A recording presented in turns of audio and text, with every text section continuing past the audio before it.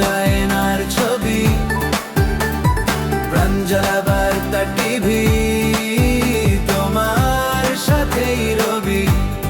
বিশেষ করে যেসব বাড়িতে ইষ্টভীতি দেওয়া হয় না সেই বাড়িগুলোর উপরে যাকে বলা হয় ডিফল্টার বাড়ি, ওগুলোতে বেশি জোর দেওয়া হয়েছে। সেই বাড়িগুলো আপনারা মাতৃসংবিধান করুন সৎসঙ্গ করুন।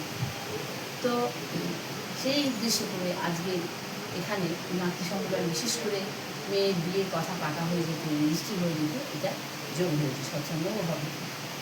তো আমি একটু বড় মায়ের কথা যেহেতু মাতৃসংবিধান একটু বলি, যে বড় মা যখন শ্বশুরবাড়ি আসেন তাকে শিখিয়ে দেওয়া হয়, মা শ্বশুরবাড়ি গিয়ে তোমাকে যেন কেউ নির্লজ্জ বউ বলে না ডাকে।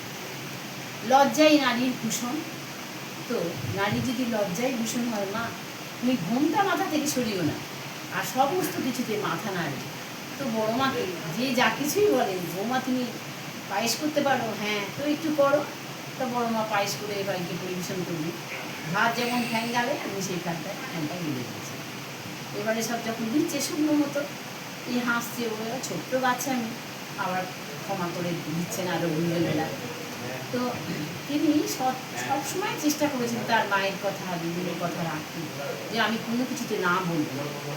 তো তাই গিয়ে দেখছেন ছোট ছোট তার দেবর রয়েছে, অর্থাৎ যাকে আমরা দেওর মুভিটা দেবর অ্যাকচুয়ালি কথা, তার একটা দেওয়ার তার সমবয়সী, তিনি সবসময় তার সঙ্গে কথা বলতে চান, কিন্তু বুঝতে পারছেন বাচ্চা মেয়ে যে আমি যদি কথা বলি, গল্প করি, বাড়ির আরও মেম্বাররা রাখবো, তখন তার কথায় বুঝে না বুঝে মাথা নাড়তেন, কাজ করছে না, হাত দুটো তার সবসময় চলে। আর উত্তরটা মাটির দাওয়াতে, মাটির ছিল দাওয়ার মধ্যে লিখে দেন, হয়তো বলছে বৌদি এটা রান্না হবে না, পারবে তো, হ্যাঁ কাঠি দিয়ে লিখে দেওয়া হয়ে যায়। এই ছিলেন আমাদের বড় মা। আর এক খ্যাপা বলে তার এক দেবর ছিলেন, তো বলছে আমাকে একটু পায়েস করে দাও, এই সুজির হালুয়া খাবো আমি। বড় মা তো জানেন না, ওই যে শিখিয়ে দিয়েছে না বলতে নেই, তারা করে করতে গিয়ে একটুখানি হয়ে গেছে, লাল চেনটা বেশি হয়ে গেছে। আর সে একটু প্রচণ্ড রাগি ওই দেওয়াটা ছোটো, মেয়ে বাড়িটা ছুঁড়েই ফেলে দিয়েছে। হ্যাঁ এটা খায়, এটা একদম নিয়ন্ত্রিত হয়েছে। আবার তাকে বুঝিয়ে সবাই মিলে এইভাবে ঘাত প্রতিঘাতের মাধ্যমে যে না বলতে নেই, আমাকে এগোতে হবে।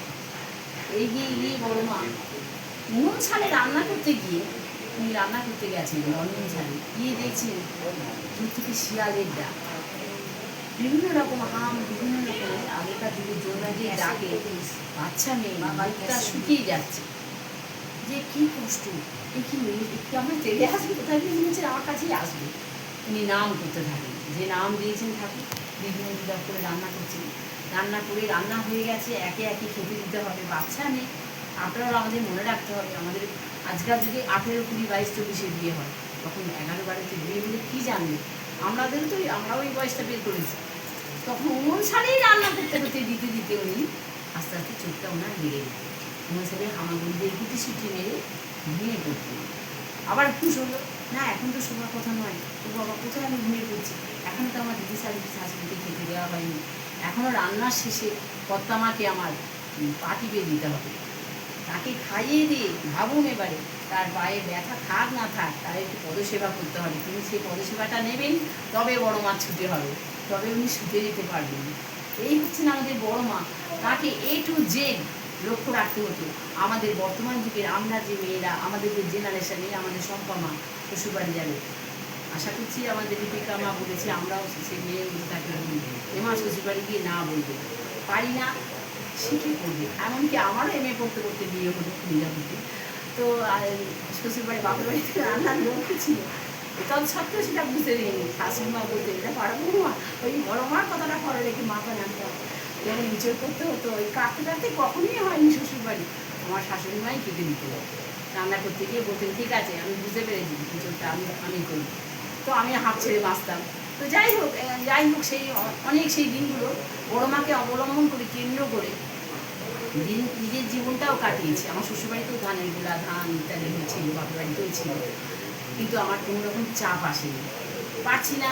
মাকে বলছি, মা বলছি ন্যাচেলা থেকে ধানগুলো নিয়ে তুমি বালতির মধ্যে নাও, লোহার বড় বালতি নিয়ে হাঁড়ির মধ্যে তুমি ভর্তি করে দাও, এইটা সোজাই কাজ। অফিস চলে গেলেন উনি, আমি একটা করার জিনিস একটা হাঁড়ি করে কোনোটা সেঁকে নিয়ে করলাম।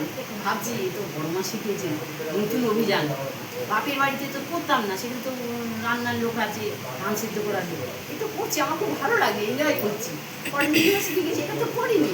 ধানটাকে মেশলা থেকে এরকম তুললাম, এরকম করে করে গামলি করে তুলে বালতি ভর্তি করে হাঁড়ির মধ্যে দিয়ে দিলাম। শাশুড়ি মা জাল দিচ্ছে, বলছে আমি পান খেতে যাচ্ছি, ছোটো বৌমা জাল দাও। অ্যাকচুয়ালি উনি আমাকে শেখাচ্ছেন, আমি বুঝতে পারছি। হ্যাঁ মা, আপনি পান খেতে যাই। তো আমি এবার জাল ফেলে দিচ্ছি, ধোঁয়ায় সেই ব্যাজে গোবরে হয়ে যাচ্ছে, বুঝতে পারছি। আমার দু বলছে না যে পারি না, ঘাম হচ্ছে। ওই যে বড় মার কথা, পারি।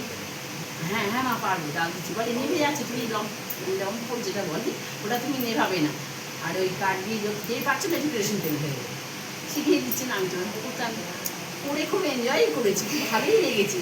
তো আজও তাদের স্নেহের পাত্রী বা শ্বশুরবাড়ি থেকে আমার 10 মিনিট ঘুরে এগিয়ে এসে রাস্তা ধারে আমার ঠাকুর দয়া করে একটা না কেন্দ্র সব বাড়ি দিয়েছেন।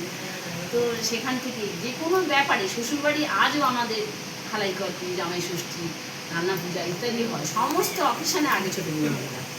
তো এইটা সেই বড় মায়ের আশীর্বাদ আজও চলার পথে। আজ এই 32 দিন যে আমরা মাতৃ সম্মেলন করলাম, এটা তাঁরই আশীর্বাদ। এই যে লিপিকা মা বলে রেখেছেন 1-2 মাস আগে, তোমরা মা খবরদার আমার বাড়ি কিন্তু একটা মাতৃ সম্মেলন করে দিতে হবে।